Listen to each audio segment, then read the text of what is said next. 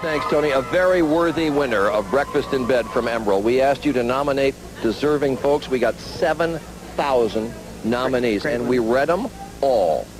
And Emeril is somewhere out in America about to surprise the winner. Hey, Charlie. I'm outside of the winner's house here, and she has no idea that I'm even here. I'm actually in Dearborn, Michigan, and her name is Judy Byrwa. And you won't believe this amazing, amazing story, Charlie. We've had thousands of entries, a lot from young people. Let's see if she's here.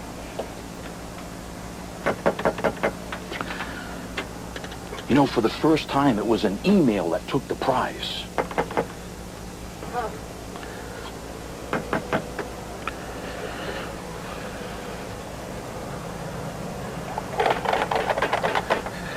Well, Charlie, hopefully we're not shut out. Hi, I'm looking for Judy Byrwa. Are you Judy Byrwa? I am Judy Byrwa. Hi, I'm Emeril Lagasse, and you are live on Good Morning America on ABC. Now, look, I'm going to have to ask you, can we wire you up real quick? Let me tell you a little story. You're the winner of my Breakfast in Bed for Mother's Day. Oh, I'm shaking. Now, you have a friend, Suzanne Kelly, in Washington, D.C. Yeah. She wrote this amazing, amazing letter about you. And I got to tell you, we picked you out of 7,000 entries. Where's my daughter? Now, I got to ask you this. Can I ask you this? Look, we want to come right over here. We're gonna come right over here, okay? Because we're live on Good Morning America, all right? And we're going to show you why Judy Byrwa, okay, is our winner that Charlie Gibson is going to show us right now. Let's take a look at the piece. Judy Byrwa and Sally Rich were the best of friends. They met as legal secretaries in Detroit 30 years ago. Their story, across decades and 3,000 miles, is a story of motherhood, friendship, and a very special promise. You could talk about Judy for about 1 million years. You would have to say she put anyone in need ahead of herself. I guess they were like sisters in a way, Judy and Sally. They were that close, you know. By 1981, their lives had taken different paths. Judy moved to Washington, D.C., where she became an administrator on Capitol Hill. Sally moved to San Francisco, got married, and gave birth to twin daughters, Karma and Karina. But the distance didn't change their friendship. When the twins were 7, Sally and her husband divorced. Around that time, Sally was also diagnosed with breast cancer and was devastated.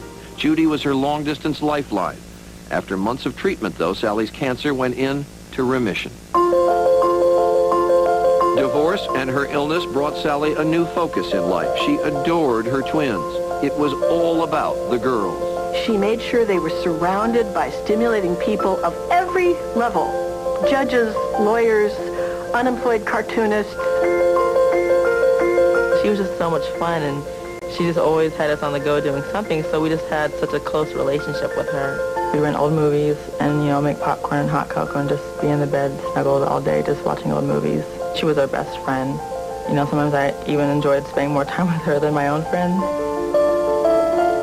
In Washington, Judy was helping run a national political committee, occasionally hobnobbing with the president. Sally and Judy wrote dozens of letters to one another, called each other weekly, but only saw each other once or twice a year. Then came terrible news. She was feeling really short of breath and very weak. Sally's cancer had returned. It returned in Sally almost the proverbial 5 years to the day. And then it spread to various parts of her body. Sally battled bravely, and her friends documented her final days.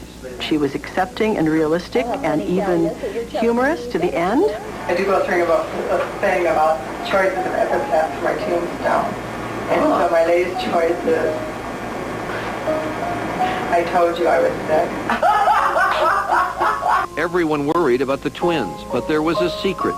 Judy had made a promise to Sally years before. When they worked together in a law office long ago, Sally was pregnant, more pregnant by the day. And very casually, Judy said, seemingly with no particular deep meaning, if anything ever happens to you, I will take the children. When Sally was in her final days, an urgent phone call was made from California to Washington, a message for Judy. Come quickly. One of the nurses had said the children should be here because she could see that Sally was really sinking. And at that frightful moment, into the hospital room walked Judy Byrwa, and I heard a voice behind me say, "I'm here to take the girls home." If that wasn't the most splendid moment of my adult life, I don't know what was. My mom was holding out, waiting for Judy to get there so she knew that we would be taken care of and that she would be able to be at peace. She was staying alive to hand over Karina and Karma to Judy. We got home. We weren't even home for 5 or 10 minutes, and the phone rang. And they said that she had passed away. So she knew everything was going to be okay. I honestly don't know how we would have made it through without Judy being there. Every day I'm so grateful that she's in my life, because I feel like, when the day comes that she's gone, I'm going to feel like I really am alone, because she really is a mother to me now. With Sally gone, Judy was now their mother. But Sally had asked for one more thing: make sure the girls go to college. So Judy took the girls home to Michigan, where she and Sally had grown up. Judy left the high life of Washington, left her job, left her home, left her life. It was the fact that she was willing to give it all up for them that just staggered me. Judy quickly embraced motherhood and was part of every hallmark of the girls' teen years. I can't work her makeup. And especially Karma's wedding last year. She's definitely most deserving of this, because this woman gave up her entire life to raise us. I'm proud of her. Because we don't always tell her, how much we love her, how much we're thankful. This Mother's Day, Good Morning America and Emeril honor a friend's promise and what one person does for another.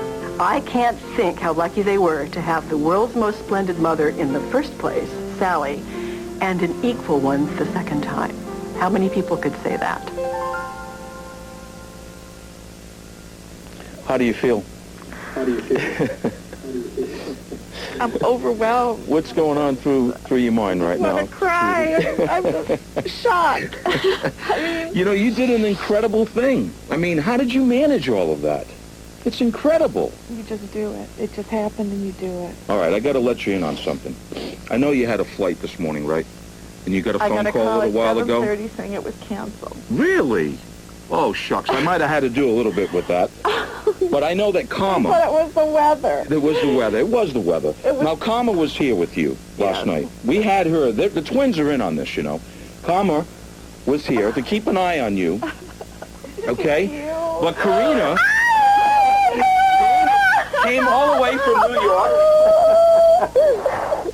Oh, my God. Oh, my God. There's people out. Oh. Girls, let me ask you. If you could put into words what Judy has meant to you, what are those words, girls? She saved us. We had no idea where we would have been if it hadn't been for Judy. She got us through college, and that was a huge deal to us. It meant everything to us. Judy's just one of the most unselfish people I know. Would do whatever she has to. She would give her own shirt off her back if it was going to help someone else. And that just shows what an angel she really was to be there for us, because I really don't know what I would have done without Judy there. Now, we're here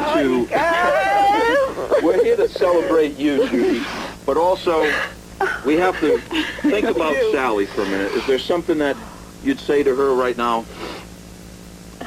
Well, I miss her. And for her to know, which I think she does, that her daughters are doing just great. You have a lot of friends that wanted to be a part of this special day. But listen, we can't all fit in the bedroom. So look, I got to show you out. Look at this. Come on.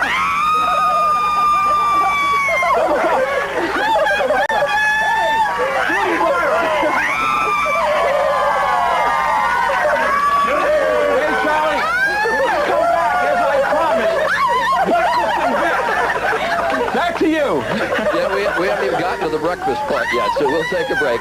Come back. Emeril Lagasse and Judy Byrwa stay with us in a very excited neighborhood.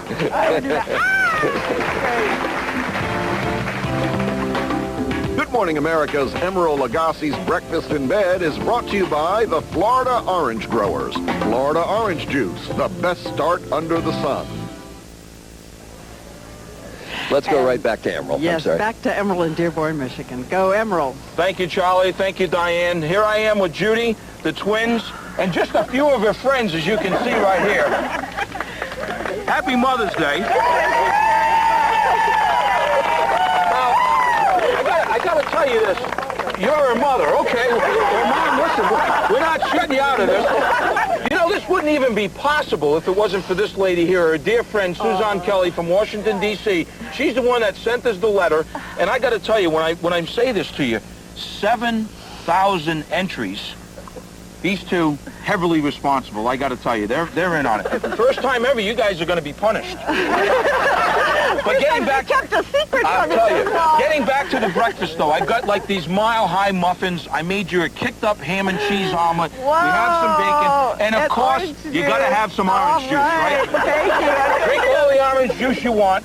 I got to tell you something from all of us here. It's just been a wonderful, wonderful morning. I want to wish everybody out there, Charlie, Diane, a happy, happy Mother's Day from all of us at Good Morning America. And, of course, it wouldn't be, well, I got to say happy Mother's Day to Alden, Cherry, Hilda. I could go on and on and on. Judy, Thank you. happy Mother's Day. Guys, give it up for yourself. Right here in Dearborn, Michigan. Back to you, Charlie and Diane. All of us in Times Square are cheering you and crying our way through, too. To all of you and all the mothers out there, happy Mother's Day. Coming up next, Rascal Flatts and Do They Rock the Show. We'll be back.